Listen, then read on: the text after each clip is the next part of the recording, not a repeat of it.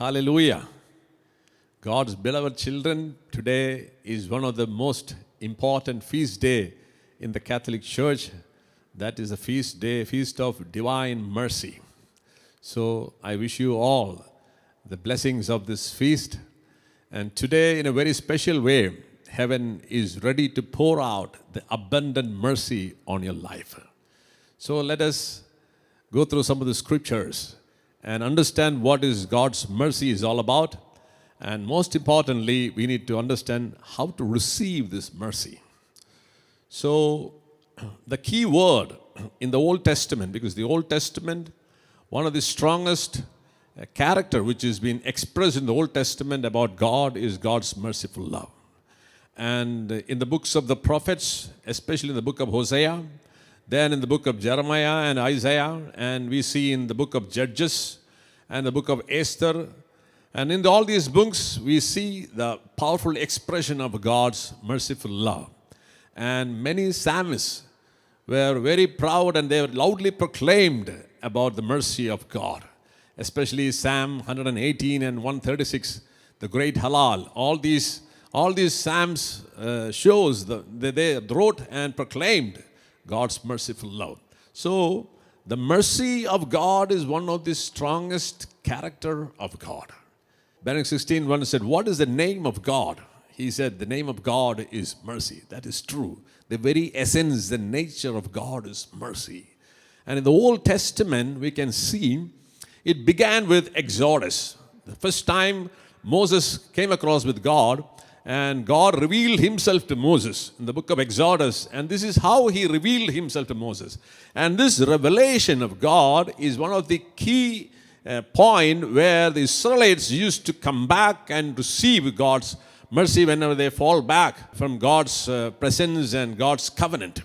Because Israelites were a people of covenant people, and many times they showed infidelity to the covenant of God, and they paid the price for it. Many times they suffered, many times they failed, and they failed terribly and brought as slaves to other countries. And whenever they go through some miserable, tough times, and when they feel lack of confidence in themselves, they remember this wonderful word and nature of God, and they used to come back to God. Whenever they come back, God was faithful to restore the grace in the lives of Israel.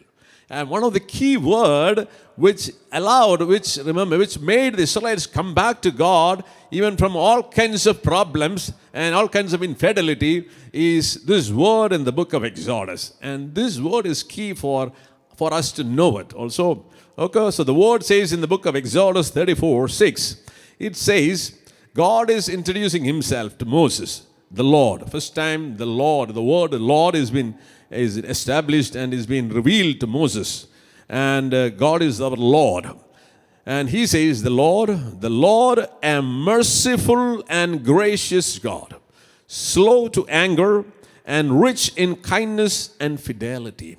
God is revealing himself as a merciful God, okay? A faithful God in love. And he is a gracious Lord. And the most important aspect of his nature, he reveals as a merciful and gracious God, slow to anger and rich in kindness and fidelity. So this is how God himself has revealed to Israelites and Moses. And Israelites, whenever they fall back, in the Old Testament, we see the mercy of God, because you need to understand what is mercy. Mercy is, in other words, is called undeserved favor. Mercy is the fullest expression of love.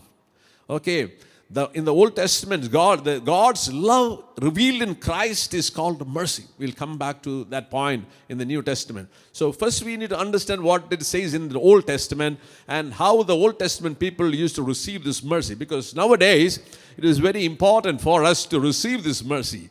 The thing is that many of us know, we have heard about the merciful love of God. We recite Divine Mercy Chaplet. We stand and venerate this beautiful picture of Jesus. And we heard about what has been revealed through Saint Faustina. But in spite of knowing all this truth about mercy, very few people receive the mercy. That is the problem. So we need to understand what is mercy and how we should experience, because the mercy is not just an ideology. Okay, it is not just an ideology that we can listen and see, good. No, it is not like it. Mercy in Christ is being revealed to us, that so we can touch it, we can experience it. What is mercy is all about? The mercy has a very important character. Mercy removes every pain. When mercy is applied, when mercy is shown to a person's pain and sufferings and all kinds of problems will be removed, and he will be restored back into original condition. So this is what mercy can do to a human being. So this is what mercy has done. This is what is the meaning of mercy is all about. And in a very special way, we all need this mercy. Today's world, this term called mercy is actually not acceptable to this world. Today's world, we know, we speak about productivity, we speak about efficiency, the world speaks about achievements. And in this world, in this 21st century, mercy has no value.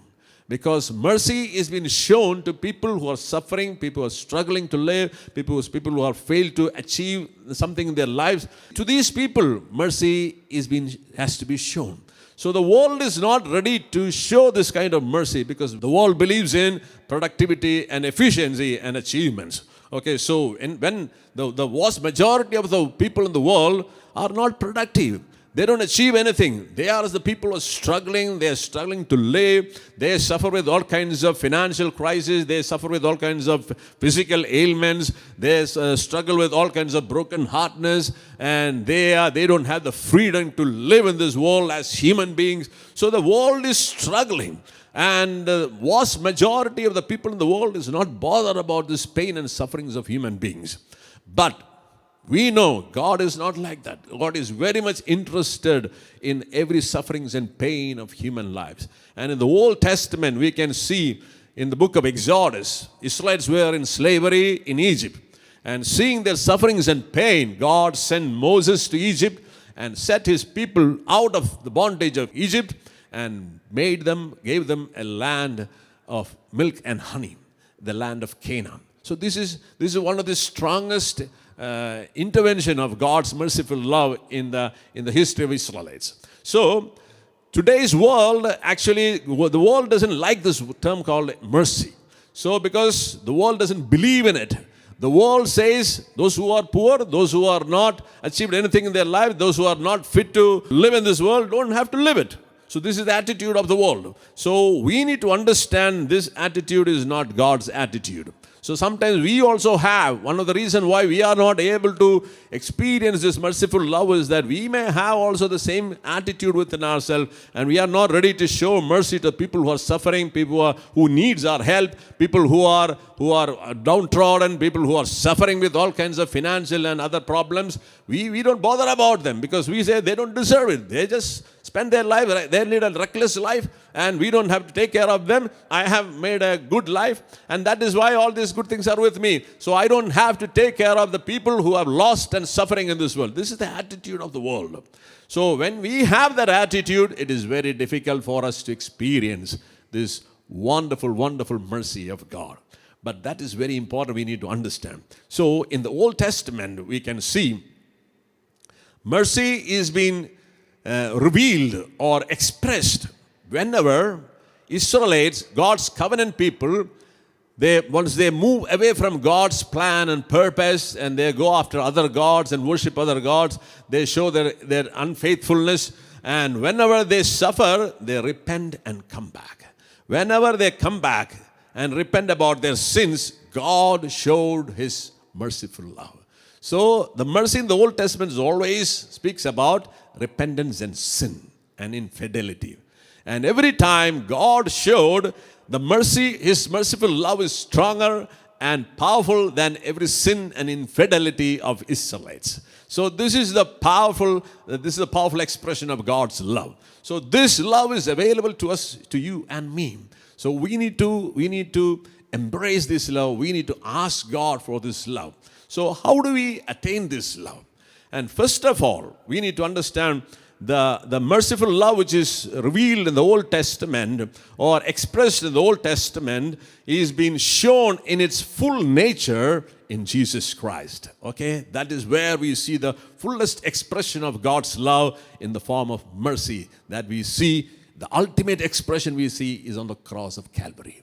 And Jesus said to Faustina, and it is the pierced heart is the source of mercy and grace to this world. Okay, it is on the cross of Calvary God showed His faithfulness to the love for the children of God. Okay, God, and it has been said. So that is what is very important. So it has been revealed on the cross of Calvary. So Jesus is the one who revealed the fullest form of mercy to this world through His words, through His actions, and finally His passion and death and resurrection shows the merciful love of God, and it has been fully revealed and we can experience it.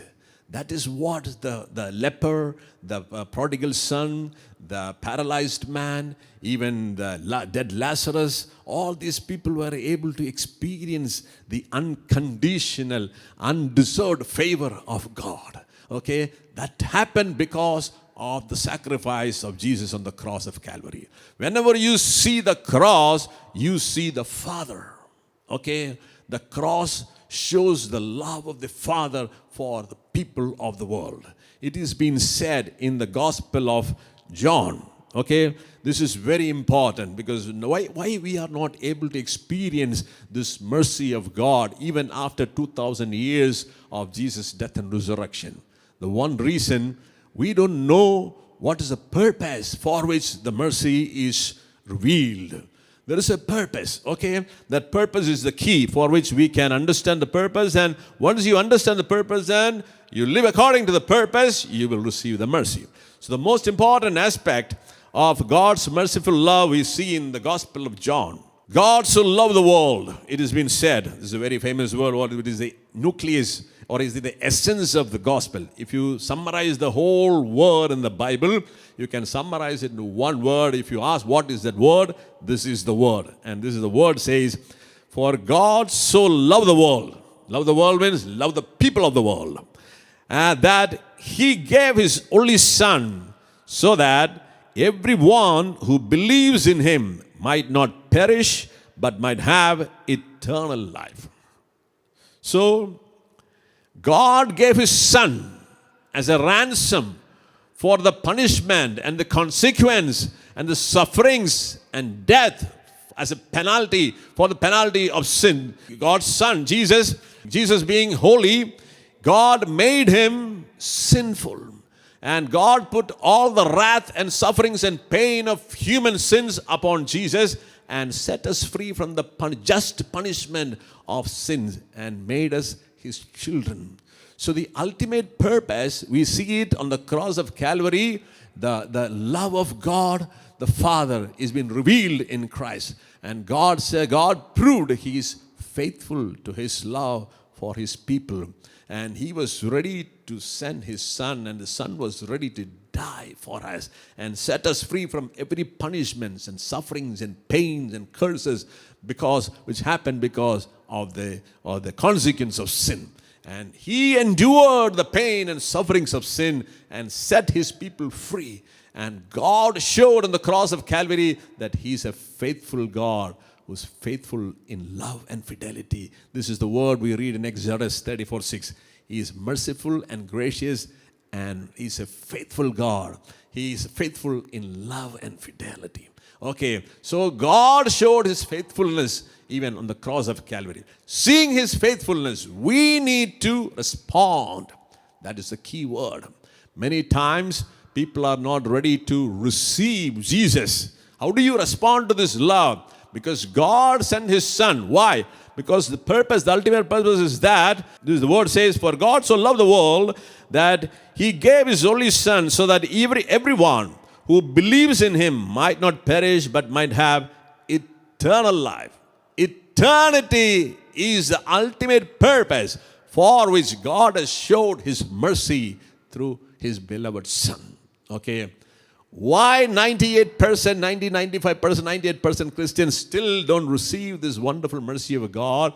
Because eternity is not there in their life. Eternity is just only a word, or it is just, many people still believe there is no heaven. Many Christians still don't believe heaven exists. And there is, we have to be accountable in front of God, and we have to give an account of our life in front of God. Many people don't believe in that. So, for many people, for eternal life it is an ideology. So it is not like that. God died on the cross, sent His Son, and He died on the cross so that we might have eternal life. So only when we think about eternity and prepare ourselves for eternity, then only we will receive this abundant mercy. That is the power to remove every pain and sufferings of your sin. Okay? That is the key word. So, in order to get eternal life, we need to turn away from this world. So many people recite rosaries, this Divine Mercy Chaplet, and they pray a lot of prayer. For what? For to live in this, only to live in this world. For them, heaven is just, it is only an ideology. Okay, that is the reason why. Because they don't believe in heaven, they don't believe in eternal life, they don't believe in life after death. They are only bothered about this world. So, if you believe in Jesus Christ only for this world, so St. Paul says in 1 Corinthians 15:19, if for this life only we have hoped in Christ, we are the most pitiable people of all. Why Christians are the most pitiable people among other religion? Because of this reason. Because we still don't know why God sent His Son, and He showed His ultimate love through His Son. The purpose we don't know. That is, God sent His Son that we may not perish and we might possess eternal life. This life of abundance is the life that Christ is offered to us. Because we have lost it in the Garden of Eden. That is the reason why God sent His. The salvation is given in the 3rd chapter of Genesis. The moment Adam and Eve committed sin, and they were separated from God and lost the glory and the grace of God, that moment itself God has given this merciful act, and He offered the salvation through His Son. Okay, but many Christians still don't search for this salvation. They are not interested in the eternal life. We are only bothered about the present, the worldly life. And if you are running after Christ and you are searching for this mercy for the worldly purpose, you will never get it. That is why even after 2,000 years, the mercy is still not received, not tangible, or not, many people are not able to experience this powerful mercy of God. Because heaven is not our goal, and the reason why we live a Christian life is not for eternity. So we need to make a change in our attitude and character and behavior. We need to focus eternity. Then only the purpose for which Jesus has died and the fruit of the passion and death of Jesus will be released to us. That is the merciful love of God. God doesn't want you to suffer in this world. Of course, this worldly life, we need to live a beautiful life. We need to live a good life. There is no doubt about it. But we are not just meant for this world. Because in this world, you can live only 70 or 80 years. That is 27,000 days. After that, every man, whether the richest man in the world and the most least person in this world, has to leave this world. Then one question arises, where do you go? Where will you go? Will you go to heaven or will you go to hell? That question is very important. If you are not ready to answer that question, forget about the merciful love of God. Because then if you are not interested in what God is interested in you, then if you are not interested in, you will never receive the benefits of the salvation power on the cross of Calvary.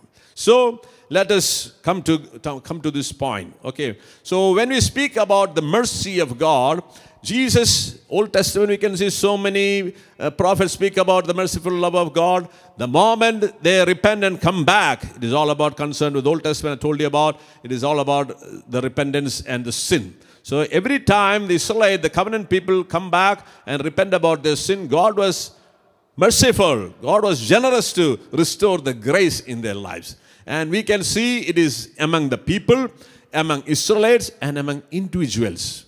God was ready to shower His mercy. That we see in the story of David, and he repented when he's committed a sin. Then we see in the life of Job, even though he argued with God for some time, then finally he repented and he received this mercy. In the book of Esther, we see that, and we see many books. In the book of Hosea, the book of Jeremiah, in the book of Isaiah, we see the merciful act of God. And every time the mercy is released, it is connected with sin. So today also, we need to understand the source of merciful love of God is the pierced heart of Jesus. And as I told you, it is the pain and suffering and death and resurrection of Jesus brought us this mercy of God in our lives. And this merciful love has the power to remove every pain and sufferings and curses and diseases from your life. But in order to receive this mercy, we need to come back and renounce our sinful nature. We need to repent. Repentance is the key to receive the merciful love.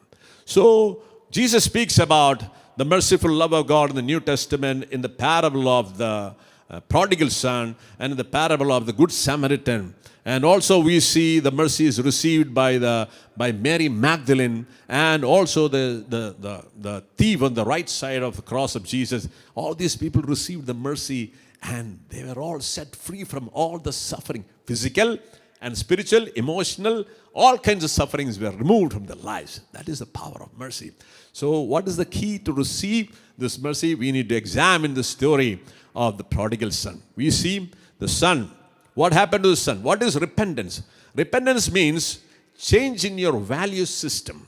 What happened to, what is the problem? Why the prodigal son suffered? He suffered poverty, he suffered hunger, he suffered all kinds of brokenness and all kinds of sufferings. He went through all kinds of sufferings. Why? Because his value system was changed. You know what is the value? There, when he was in the pig's hut, he came back to his senses. That is the key reason why he received the mercy. What is the meaning of coming back to senses? He realized when he was suffering and he was in struggling with hunger, and he realized, he thought about his father's merciful love. And what is the speciality of father's merciful love? And he realized the glory, that is the key word, the glory he shared in his father's house is been lost. And he realized even the glory of God was so powerful and so wonderful that even the servants in his father's house leads a beautiful, wonderful life than what he is doing right now. Okay, so this made him to repent and come back to this merciful love of the Father. So this is the problem of today also. Today, even the children of God, the baptized Christians, are having a very tough time than the Gentiles. Gentiles in the Old Testament is known as the servants of God. Okay, so their relationship is only in Christianity we have the relationship with God is as God is your daddy and we are His children. Okay, in every other religion, God is their master and they are God's slaves. So whenever the story speaks about the father's slave, father's servants, because master-servant relationship is there in every other religion. Only in Christ we have the privilege, we have the privilege to call for God as your daddy. Okay? So this man realizes the importance and the value of being the child of God. This is the problem of what happened to Adam also. Okay? This is the thing, the inherited grace and the first holiness. Adam decided to let go. Okay, because he valued the possessions of the world and the glory of the world, than he valued it more valuable than being the sons of God and being the glory of God. So these are the two important aspects we need to understand. Why the prodigal son lost all these things, because he came back to sufferings and pain, because his value system has changed. When he was with the Father, he never realized the value being the sons and daughters of God. He never realized the glory which was given in his life. So the moment he left the Father's house, he lost the glory and he lost the benefits being the sons and daughters of the Most High God. The two things he lost it. Why? Because he gave more value to the possessions and material things of the world, and he gave more value to the appreciation and the glory of the world than the glory being the children of God. Okay? So this is key important. Many of us are still not able to experience the powerful, merciful love of God because we still have the wrong value system. We don't possess, because through baptism, we are all being called into the family of God, and we are all being called as children of God. But many of us don't rejoice in that privileged position God has given in Christ Jesus, because we still search for the pleasures and the things of this world, and we seek the glory and the glamour and what you call the world's appreciation than the glory of being the child of God. So this is a problem what happened to the first man. This is a problem which is similar problem happened to the prodigal son. This is the same problem happening in every human beings in this world. And what is the result when the value system changes? It ultimately ends with all kinds of struggles and pain and sufferings. Why? Because as Christians, as baptized Christians, we must value what God has offered us in Christ. If you don't value that, then you are a loser in this world. And devil will come and destroy your life, because he comes to steal and kill and destroy. The moment you let go the beautiful position God has given in Christ, he will come and take care of your life, and he comes to destroy and kill and destroy. This is what is happening in life. So the prodigal son came back to his senses and he came home. What happened? When he reached home, you see, the father ran towards him and grabbed him and hugged him and gave him everything he lost in his life. The most important position, the sonship. You know why?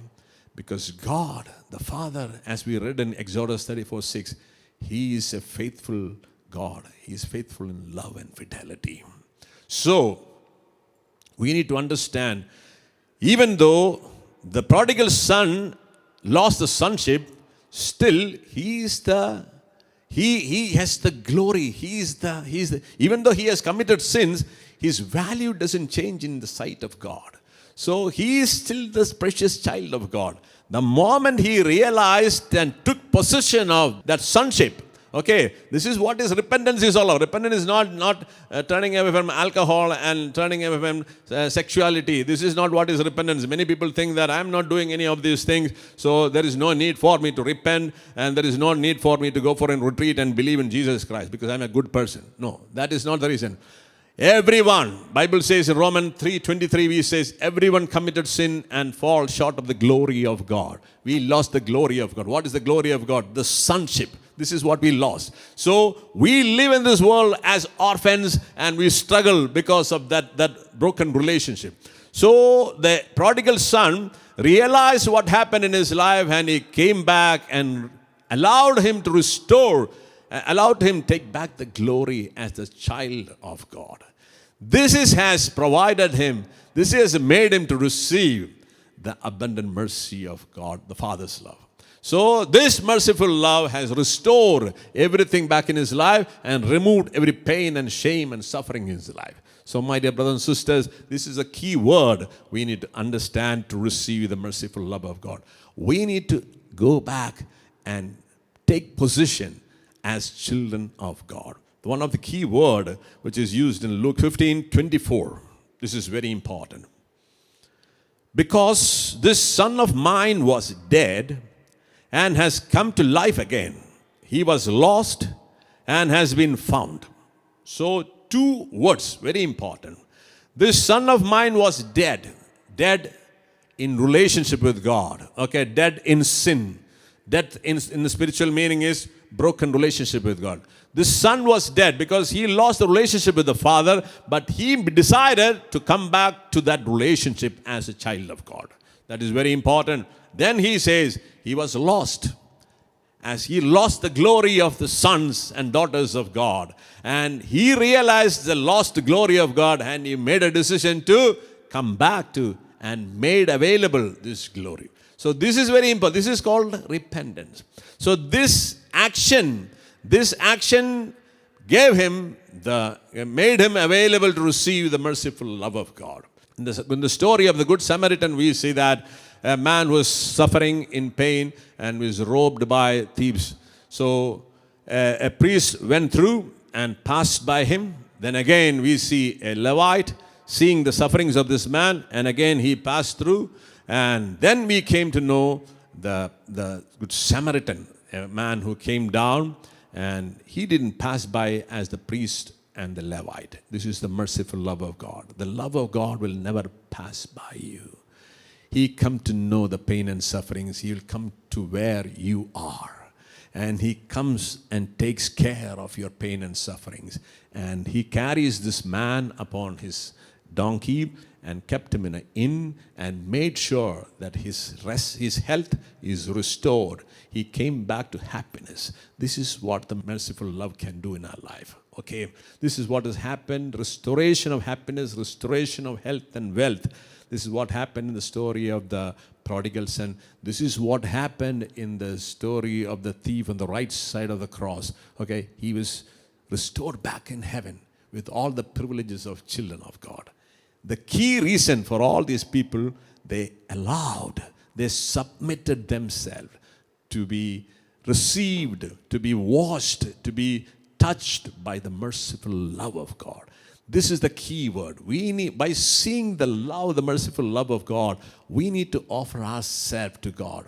As in the story of the Mary Magdalene, she has the courage to throw herself into the arms of Christ. Seeing confidence in the merciful love of God, she gave her life to Christ. And Christ was so thrilled to receive her and cleansed her and purified her and healed her and made her holy. The ultimate purpose for which God has shown his love of mercy in Christ Jesus, that we might become the children of God, and we must lead a holy life. As the scripture says, be holy as your heavenly Father is holy. Because one day we are going to stand in front of the heavenly Father and we have to give an account of our life, where God will count not your achievements and your efficiency and productivity, not your marks and not your qualifications, not how many money you have in your bank deposit. This is not be counted. You will be judged according to your divinity. So the ultimate purpose of the revelation of God's merciful love through Christ Jesus, that we might be holy. Okay, so allow Christ to pour out his merciful love upon you, so that you need to submit your life knowing the love of God.